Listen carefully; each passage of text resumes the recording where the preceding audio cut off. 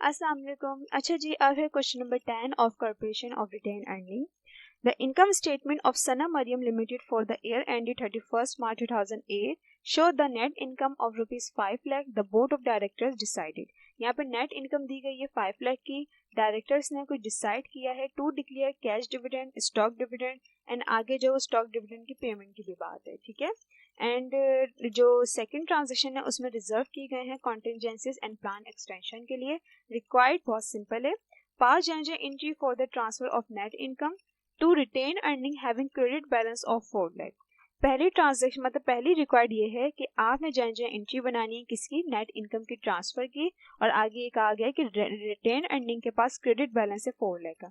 देखिए net income तो हमें दी गई है 5 लाख की, लेकिन रिटेन अर्निंग के पास क्रेडिट बैलेंस है, ये क्या बात है। सो ये जो है ये ओपनिंग बैलेंस है रिटेन अर्निंग का, ठीक है। और क्रेडिट बैलेंस है, इट्स मीन की पॉजिटिव है।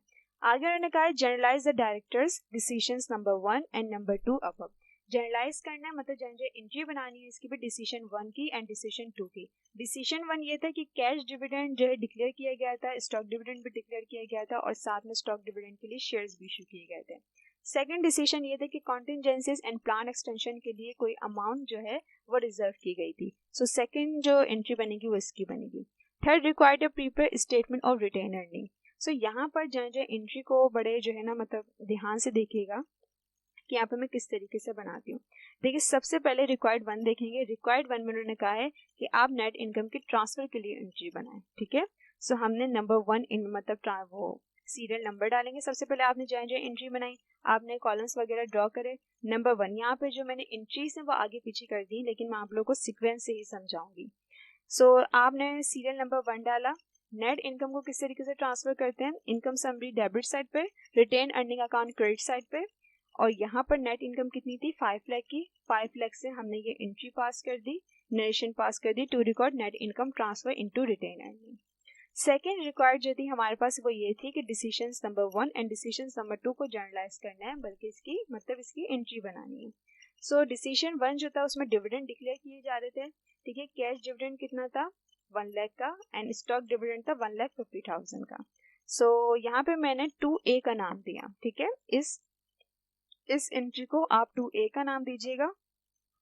Retain earning account debit, cash dividend payable credit, stock dividend payable credit. Cash dividend 1 lakh का था, स्टॉक डिविडेंड 1,50,000 का डिक्लेयर किया गया था। इन दोनों अमाउंट को प्लस करेंगे, टोटल रिटेन अर्निंग अकाउंट आएगा 2,50,000। इसकी नरेशन पास कर देंगे to record declare cash and stock dividend. साथ ही साथ स्टॉक डिविडेंड के लिए शेयर्स भी इशू किए जा रहे थे, इट्स मीन की स्टॉक डिविडेंड पे किया जा रहा था मालिकों को। सो इसकी एंट्री क्या बनेगी, stock dividend payable debit, ordinary share capital credit. Shares कितने थे यहाँ पर 15,000 ऑफ रुपीज 10 ईच। 15,000 को मल्टीप्लाई करेंगे 10 से, 1,50,000 का जो है वो स्टॉक डिविडेंड पेबल जो है वो पे कर दिया गया है। और इसकी नरेशन पास कर देंगे to record issue shares for stock dividend, ठीक है। फर्स्ट एंट्री हमने बनाई नेट इनकम की। सेकंड एंट्री जो बनाई है वो हमने कैश डिविडेंड, स्टॉक डिविडेंड की डिक्लेयर की भी और साथ ही साथ स्टॉक डिविडेंड पे भी किया गया। इसको हमने 2A का नाम दिया, क्योंकि यहाँ पर जो रिक्वायर्ड है वो 2 है, लेकिन इसमें 2 एंट्री बनानी है। डिसीजन 1 एंड डिसीजन 2 को हमने जनरलाइज करना है, तो इसलिए हमने इसको 2A का नाम दिया। अब मैं 2B का नाम किसे दूंगी, डिसीजन नंबर 2 को, जिसमें कॉन्टिजेंसीज एंड प्लान एक्सटेंशन के लिए अमाउंट रिजर्व की गई है। सो रिजर्व की एंट्री क्या होती है, retain earning account debit, reserve for contingencies credit, reserve for plan extension credit. Contingencies यहाँ पे आपको 1 लाख की नजर आ रही होंगी एंड प्लान एक्सटेंशन आपको 3 लाख का आ रहा होगा। Contingencies 1 lakh, plan extension 3 lakh, 1 lakh plus 3 lakh 4 lakh to record appropriate for contingencies and plan extension. ये हमारी जनरल एंट्री बन गई, ठीक है।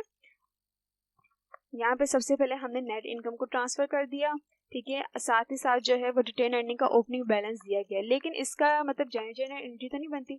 ओपनिंग बैलेंस की कभी जनरल एंट्री नहीं बनती, ये हमेशा बात याद रखिएगा, ठीक है। यहाँ पे जो रिटेन अर्निंग का ओपनिंग बैलेंस मतलब देने का मकसद है वो स्टेटमेंट के लिए दिया गया है, ठीक है। मतलब ये होता है कि हमें कंफ्यूज कर दिया जाता है, क्योंकि ओपनिंग बैलेंस हमेशा फ्रंट पे दिया जाता है, स्टार्ट में दिया जाता है, ठीक है।